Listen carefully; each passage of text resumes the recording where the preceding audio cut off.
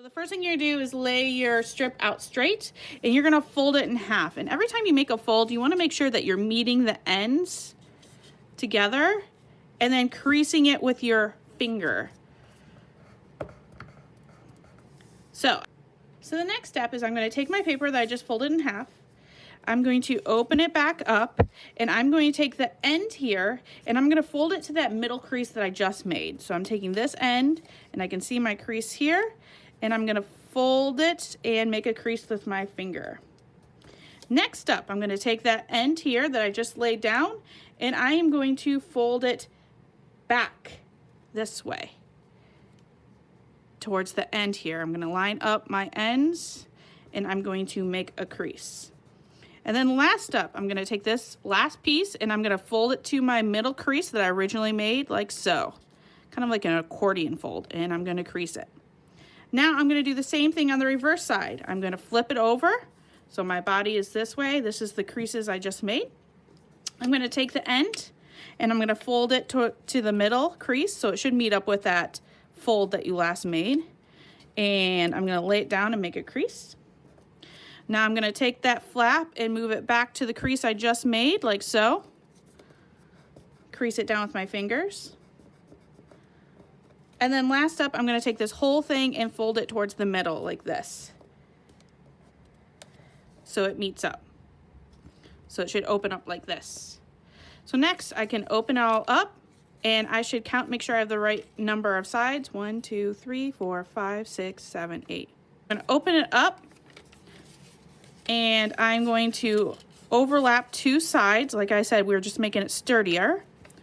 And all I have to do, I shouldn't have to make any folds. I can just kind of maneuver the paper with my fingers to make that hexagon shape, like so. That's what it's gonna look like. Now, here's the two sides that I've overlapped. Here's the two folds I'm overlapping, like so.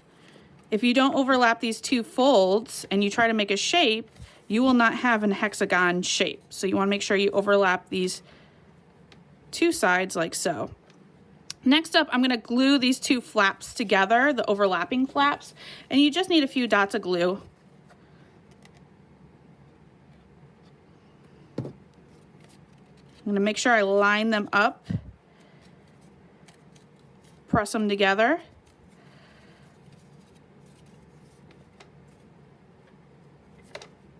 You wanna make sure that your folds are nice and sharp, they're not rounded. We are making a geometric shape. So you should have something like this. So the next thing is to take your tag board, and this is the paper that we are gonna do our drawings on.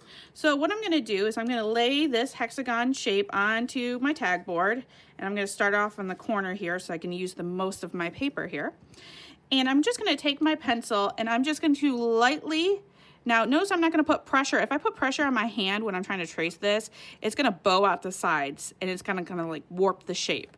So I'm not gonna put pressure on it with my hand. I'm just gonna lightly go around with my pencil and make some marks on the outline of this hexagon shape. What this is doing is when I make my drawing, I kind of have some guidelines on how big to make my drawing. And these don't have to be perfect because you're gonna erase them at the end and glue your hexagon shape over it. But this is just some guidelines to tell you how big your hexagon is and how big to make your artwork. So, looks kind of funky like this. Hopefully you can see that. I'll do it a little darker so it shows up on camera. You would do yours lighter so you could erase them afterwards.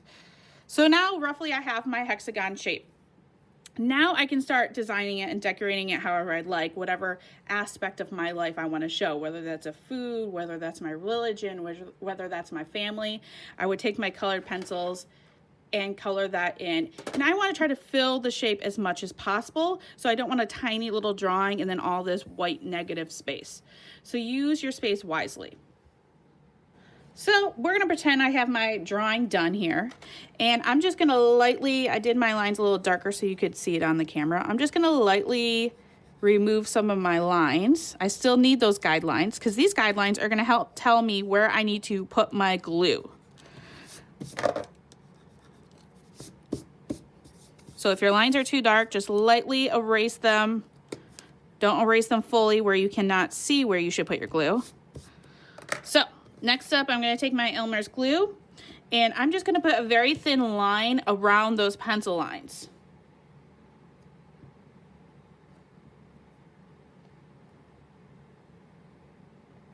And you don't want a whole lot of glue where it's going to be leaking all out. Then I'm going to take my hexagon shape, and you know, again, we're pretending that I've already done my drawing on here. And I'm going to lay my paper hexagon on top. And you can see over here, like my glue is a little bit outside the hexagon. I can just pick up my hexagon and the paper and kind of push it inwards. So we're going to make sure it's all lined up. We're going to lightly tap it down. Again, we don't want to squish it with our hands because then our shape will kind of lose its structure there. So I'm going to lightly tap that down like this.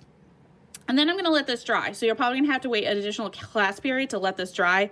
Elmer's glue does take like a few hours to dry. So we're going to let this dry, and then we're going to come back like next class, and then I'm going to show you how to cut it out. Okay, now that I've let the glue dry for a few hours on my paper, it is stuck to my paper, and now I'm ready to cut it out. So mind you, we're acting like I've designed the inside of my hexagon. So the first cut I'm gonna make is just to free it away from the paper. So I'm just doing like a rough cut. And so I'm just gonna carefully, I don't have to get super close to it, I just wanna free it from the larger piece of paper. So I'm just gonna roughly cut it out.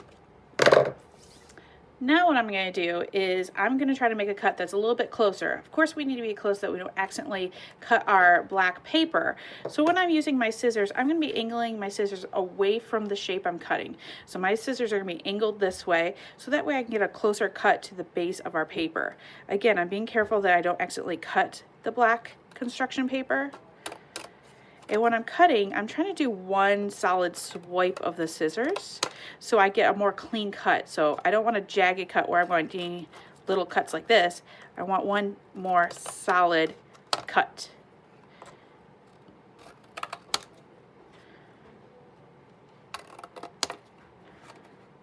And it's okay if there's a little bit of paper hanging off the edge. We just want to get as close as possible without cutting our black shape.